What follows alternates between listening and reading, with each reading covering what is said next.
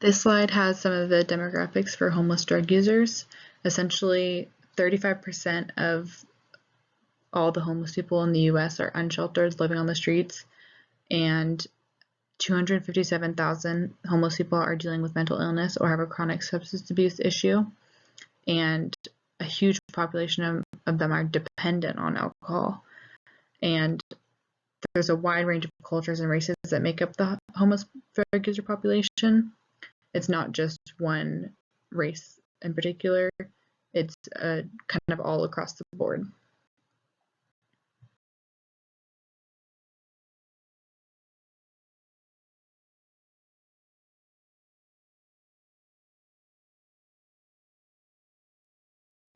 Here I have listed the sociocultural factors and impact on healthcare from this group. And the main thing is homeless people, when they're being discharged, they may not have anywhere to go. So that's something that definitely puts an impact on healthcare, and definitely something that social workers and case managers need to be involved with this, as well as nurses, because we need to figure out where we're going to send this person. We don't want to just put them back on the street. We want to do our best to get them, in a good situation in a homeless shelter or somewhere like that. There could be a potential pushback from the homeless person, especially a homeless drug user, not wanting to go to a homeless shelter because they don't want to have to follow the rules of no drugs and no alcohol. And there's definitely a huge financial burden that impacts healthcare due to many of these patients not having health insurance. So homeless drug users definitely have a barrier to their access to healthcare. Without health insurance, their access to healthcare is very limited.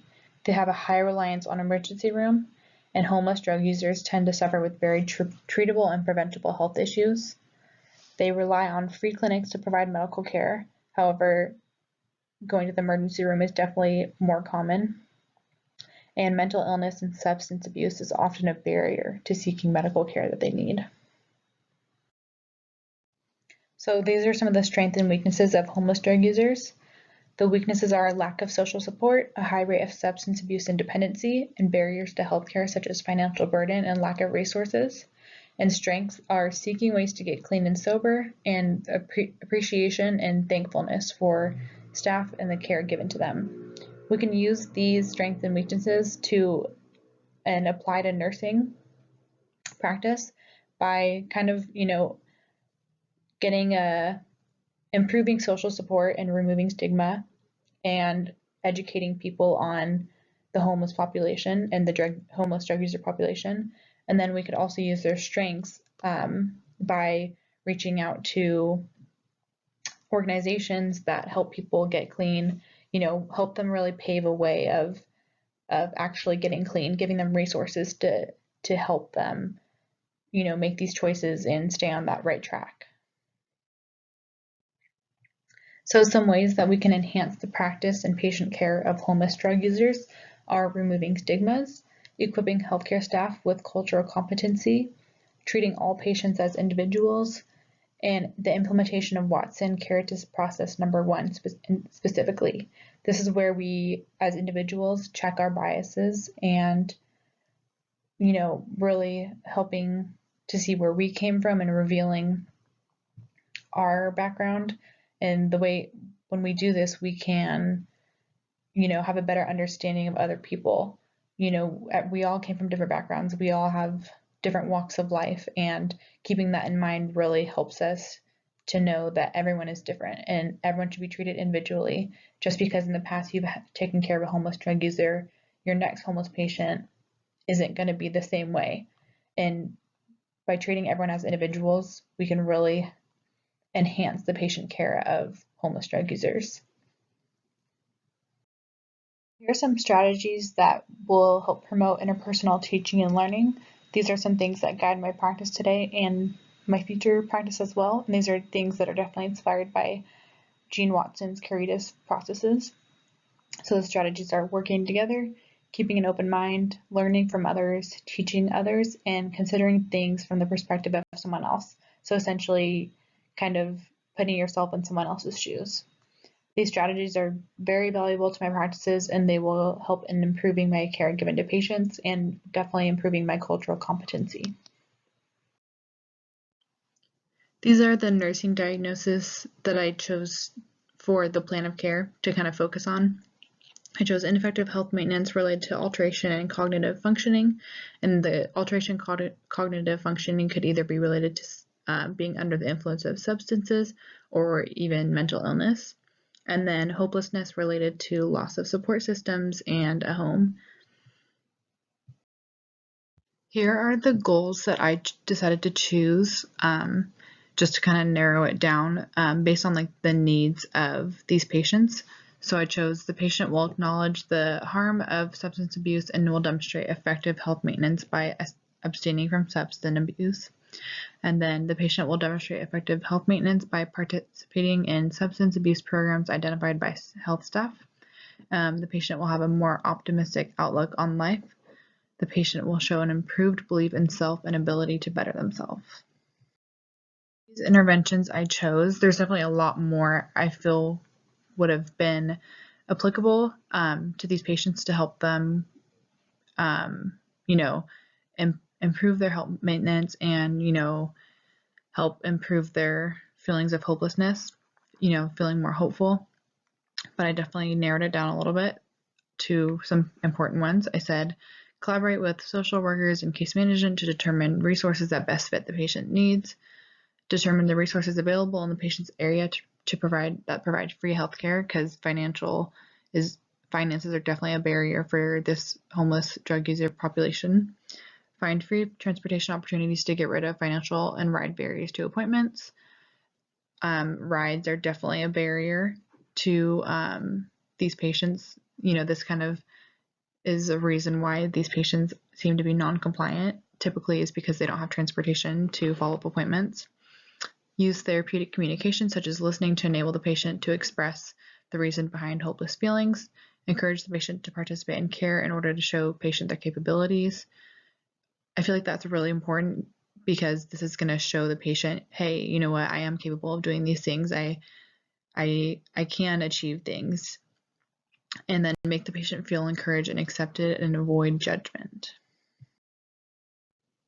So to evaluate some of the cultural patterns of this group that may affect nursing care is noncompliance due to barriers may affect homeless drug users participating in reaching these goals. High drug and alcohol abuse within this community may make it difficult for these individuals to follow through on being sober and abstaining from drugs. A quote that I've heard very often is, show me your friends and I will show you your future, which is essentially saying who you hang out with is who you're going to become. So, a homeless drug user patient can get clean and sober, but if they're continuing to spend time with the people that use drugs, they might just fall back into their old patterns and what they used to do. And then another thing that could affect nursing care is the stigma that these patients have could affect the care given to them. And then without someone leading and providing the how-to on getting resources, this group may never get the help they need, because someone providing the resource there is the first step that a lot of these patients need in order to make improvements in their life. I think that all of Watson's Caritas processes, all 10 of them, can apply to any patient. However, I chose these in particular. I chose number 4 because your patient can't open up to you if there isn't a trusting relationship. And we can apply this one by showing no judgment, by establishing rapport with the patient, and by simply stating that we are there to help them. I think that really shows your patient, I'm here to help you, I want to help you, and I'm here for you, like, let me know what you need. And number 8, I chose this one because these patients are probably going to feel hopeless and really weighed down on how society has treated them and how individuals in society treat them. And we can apply this by providing basic needs for this patient, providing them with things to take a bath, giving them a toothbrush and toothpaste, mouthwash, and putting them in a safe and comfortable environment, and also assessing them spiritually, just seeing what they need to balance out their spiritual side. And I just think really number 8 provides them with that respectful human dignity that they haven't been getting. So reflecting on why I chose the interventions that I chose and the care-assist processes I also chose, I kind of came up with these points. Everyone deserves the right to receive medical care, and a lot of these patients can't afford that, and so we need resources for them.